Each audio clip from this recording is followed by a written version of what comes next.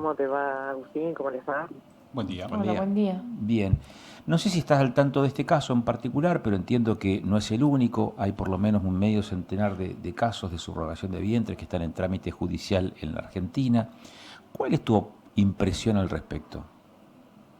Esto está vinculado con una situación que habíamos, me parece, conversado hace unos meses atrás, que es una sentencia que dictó la Corte en el mes de octubre, si mal no recuerdo, que hizo dar un giro a este tema de las gestaciones que se estaban realizando en institutos médicos privados, obviamente. Y lo que puso ahí, digamos, el fallo de la Corte es la consecuencia de algo que había sido denunciado en la prensa unos meses antes, que era que había personas que venían del exterior a contratar mujeres argentinas a través de institutos médicos para que realicen estos tratamientos de gestación por sustitución. Se había generado un doble sistema. Por un lado, las situaciones que se judicializaban, que son más de 80 en las sentencias que tenemos en todo el país, donde la justicia controló cómo eran los casos de sustitución y cómo, digamos, por qué estaban haciendo ese tipo de pedidos, digamos, controlando si es verdad que la persona no podía gestar, si es verdad que había una relación y no había una cuestión onerosa detrás de ese mecanismo. Entonces la justicia, al controlar, autorizaba o rechazaba los pedidos que se realizaban.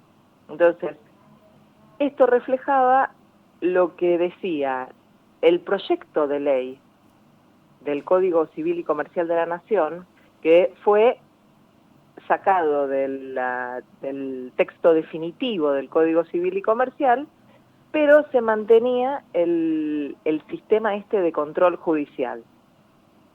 En paralelo, y esto es lo que saltó públicamente el año pasado, es que los institutos médicos estuvieron ofreciendo este servicio como si fuera un negocio, como lo conocemos en otros países del mundo. Y como decía, la Corte sacó una sentencia en el mes de octubre del año pasado, y en esa sentencia lo que dice es que no son válidos los tratamientos realizados por los institutos médicos en esos contextos donde no hay ningún tipo de control, digamos, control ético, Claro, convengamos. Moira, y te pregunto, dado este caso en particular que relatamos recién, que Sí, sucedió ahora en Córdoba, ¿cuáles son los riesgos para la mujer gestante frente a esto y bueno, cuáles son los desafíos para esa criatura? Hoy tenés una criatura que está siendo negada por quien lo gestó, uh-huh, una mujer que contrató ese servicio y no aparece, y una gestante que dice yo no soy la madre. claro. Acá aparecen dos cosas en este caso puntual. Por un lado, el fallo de la Corte lo que hace es impedir que ese bebé salga con una partida de nacimiento diciendo que sus padres madres son estas dos personas de Francia y se pueda ir a Francia. Entonces ahí tienen un obstáculo que cuando hicieron la gestación no lo conocían. Fue, digamos, sobreviniente. Entonces eso ya a la gente le saca las ganas de cómo resuelvo este tema, porque quizás eso se tiene que quedar en Argentina, que es lo que ha pasado en algunos otros lugares del mundo. Es un tema. Eh, por otro lado, acá hay otra situación, que es la cuestión de salud, porque no es lo mismo una persona que nació con los 9 meses de gestación, con todo un control durante el embarazo, que un bebé que nació 7 mesino con ciertos riesgos de tener problemas de salud.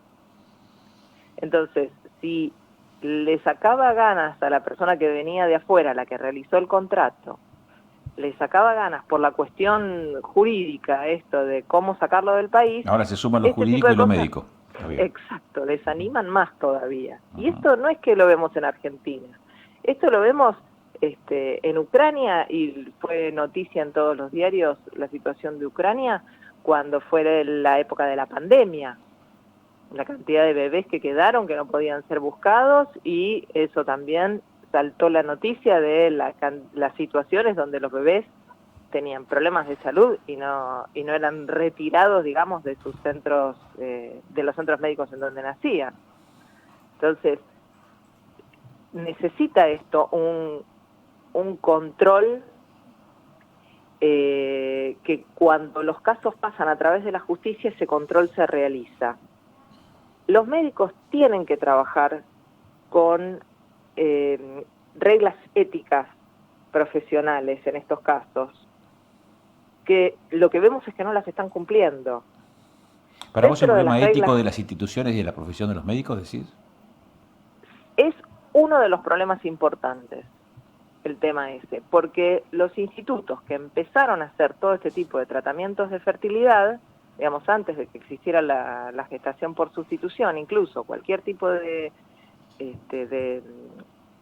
tratamientos de fertilidad, tenían reglas éticas muy estrictas, y que ciertos institutos médicos serios las han respetado, y esto ha sido materia de judicialización en varios casos, digamos. Por eso, digamos, lo conozco, porque se ha reflejado en algunas sentencias judiciales. Cuando quedó afuera del código la gestación por sustitución, y después pasó muchos años en donde no se le dio tratamiento a una ley que regule esto, la confianza fue: los institutos médicos van a trabajar con sus reglas éticas como corresponde. Está bien. Yo te pregunto, si viene esta madre, esta mujer que gestó la criatura y te dice, Moira, necesito que me defiendas acá porque este bebé no es mío, ¿vos qué le decís? Que no es de ella, que no le corresponde. Su compromiso fue otro. Entonces, eso es la dificultad. En ella tenemos que poner la carga de la decisión de que se frustre el contrato por parte de los contratantes, de los comitentes, de estas personas que vienen de Francia. Y a la gente de Francia sí, no hay problema, y a ella le imponemos la maternidad. Es difícil el tema. La Corte, ojo, que en su sentencia dijo que la madre es la que dio a luz. Y pregunto, en este caso puntual... sí. Pregunto otra cosa más. ¿Y qué hacemos con esa criatura que es huérfana? ¿Cómo se considera? Bueno, en este caso puntual se está trabajando en Córdoba para una adopción, para pensar en la posibilidad de una adopción. La cuestión está: cuando tenga la partida de nacimiento, en esa partida de nacimiento, ¿lo ponemos a él como hijo de esa madre o no? Porque el contrato de gestación no tendría que figurar ella como madre. En la partida de nacimiento no tendría que figurar. Así que eso es uno de los temas. Perdón, Moira, Sí. eso si el chico, el bebé logra tener una familia, logra ser adoptado, ¿es importante esa partida de nacimiento para su futuro? Sí, es importante porque tiene que ver con los orígenes. Uh-huh. Y en Argentina, a diferencia de lo que pasa en otros países, por ejemplo en Francia, siempre tiene que estar indicada esa maternidad, y si se conoce la paternidad, también hay que registrarla. Claro. Entonces, al momento de inscribirlo, tiene que estar inscrita esa maternidad. Igualmente les cuento que hay casos también en la provincia de Córdoba, en la ciudad de Córdoba, en nacimientos que se dieron con otras situaciones. Es un tema largo, así que no lo voy a profundizar, pero en donde se autorizó desde la justicia de Córdoba que no figure el nombre de la madre. Así que no sé qué es lo que ocurrirá en este caso, porque esto es algo que recién está empezando, pero podría haber una resolución judicial en el mismo sentido. Pero si no, lo que correspondería, de acuerdo al fallo de la Corte, es que esta señora figure como madre independientemente que inicie el trámite de adopción. Bien. Moira, es evidente un vacío legal. Apelando a su conocimiento, ¿qué normas faltarían para que esto no suceda? Digamos, priorizando la seguridad, la identidad del niño, ¿no?